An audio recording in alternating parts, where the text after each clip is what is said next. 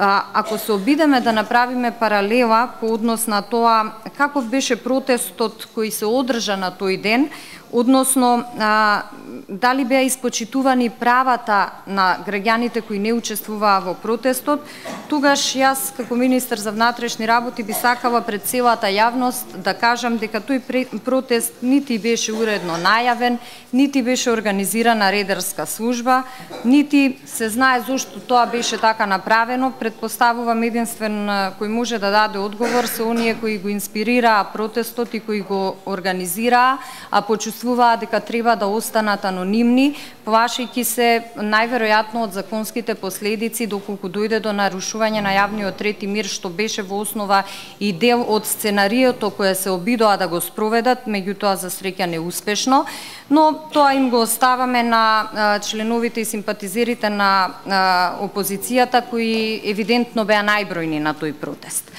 Јас со оглед на ограниченото време сакам само да направам разлика каква беше реакцијата на опозицијата во 2006 година кога имаше протести и кога истата господја која сега се обидуваше по секоја цена да направи нереди, ја осуди полицијата затоа што не се однесувала грубо кон лицата што протестираат.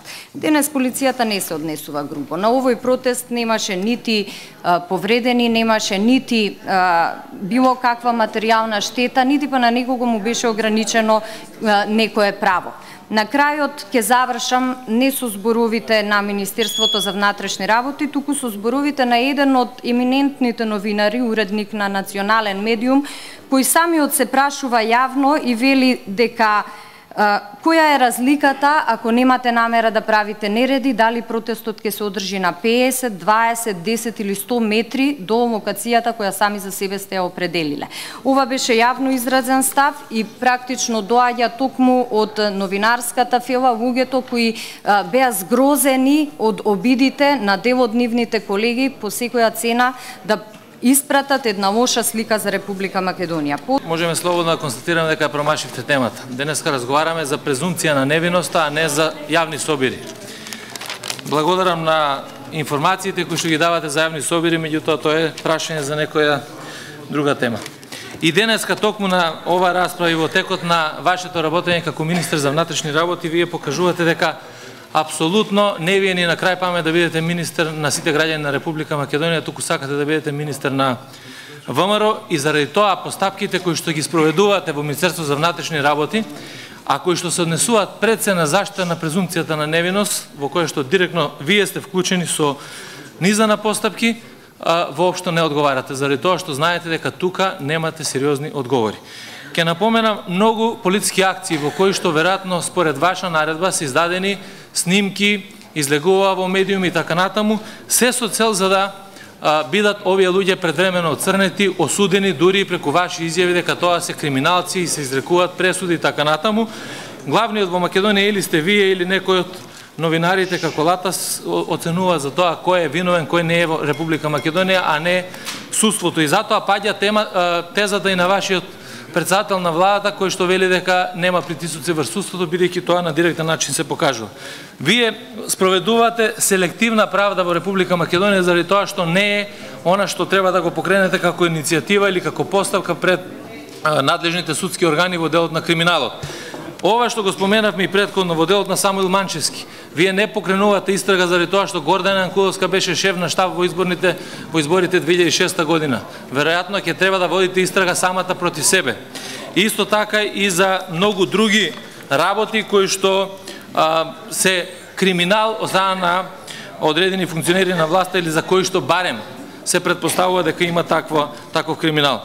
Многумина еден од случаите заради кој што директно имате одговорност во делот на необезбедувањето на презумпцијата на невиност беше при апсењето на Зоран Заев, кога вашиот портпарол Иво Котевски испраќа порака до медиумите за да се следи апсењето на Зоран Заев. Пораката гласи: Заев веројатно има проблеми околу аспирациите за лидер, Сабајлево е приведен за половина сат, ќе биде пред основен суд.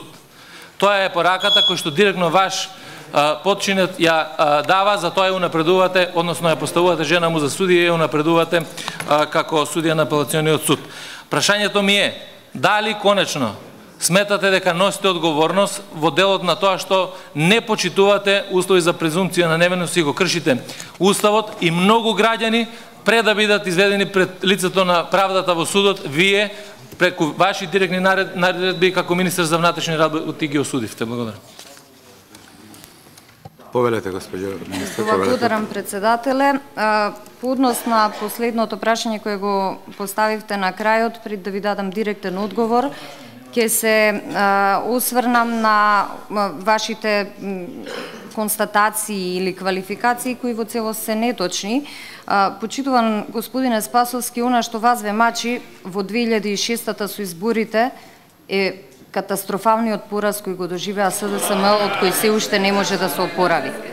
Тој извештај за кој вие зборувате е проверен од сите надлежни институции и јас себе со оглед на тоа што очигледно вие не ги познавате процедурите, ќе ве упатам, бидејќи според новиот закон за кривична постапка, ако сметате дека има елементи за основано сомневање за сторено кривично дело, да го упатите прашањето и до обвинителот и да го охрабрите да постапува, бидејќи процедурата е сменета и веќе не функционира како што вие мислите дека функционира, но овде не сме на педагошка се извинувам, господјо министерке, да го опоменам колегата Спасовски. Значи,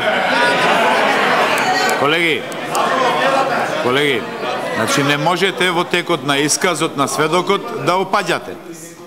Така е во законот на собрание, така е во чекорите кои што се усвоени и од вас. Ве молам, почитувајте ги одлуките и правилата што сами сте ги донеле. Благодарам. Продолжете, господјо министер. Благодарам, председателе, што се обидувате да воспоставите ред во салата и кога веќе не повикавте да ни дадете простор да говориме на оваа седница.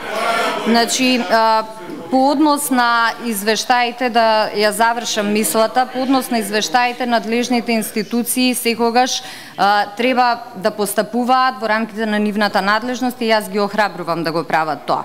По однос на почитувањето на правото на презумпција на невиност, почитуван господине Спасовски, вие сте партијата која најверојатно е единствена во Европа, можеби и во светот, немам податоци, која воспостави нова пракса да ја информира јавноста од пресконференции кој е приведен и зашто е приведен. Министерството за внатрешни работи барем во последниве 7 години, ниту еднаш, ама баш ниту еднаш, не излегло со податоци, лични податоци за лицата за кои се водат постапки, и тоа така ќе остане, без разлика дали ви се допаѓа или не. Бидејќи единствен надлежен кој треба да каже дали некој е виновен или не, е судот, и така функционира правната држава. Така што, господине Спасовски, сите ваши обвинувања за наводна селективна правда се неаргументирани, многу пати побиени со аргументи, и вие сте партијата која секогаш се обидува да изврши притисок на институциите, вклучително и на судот, затоа што секогаш кога предмет на истрага е некој близок до СДСМ, вие сметате дека законот не треба да важи за него, односно не треба да важи за сите, посебно не треба да важи за членовите на СДСМ. Така што тој што треба да носи во одговорност во случај на непочитување на презумпција на невиност се вашите партиски функционери кои одговорница ги прозиваат луѓето пред судот да го каже последниот збор.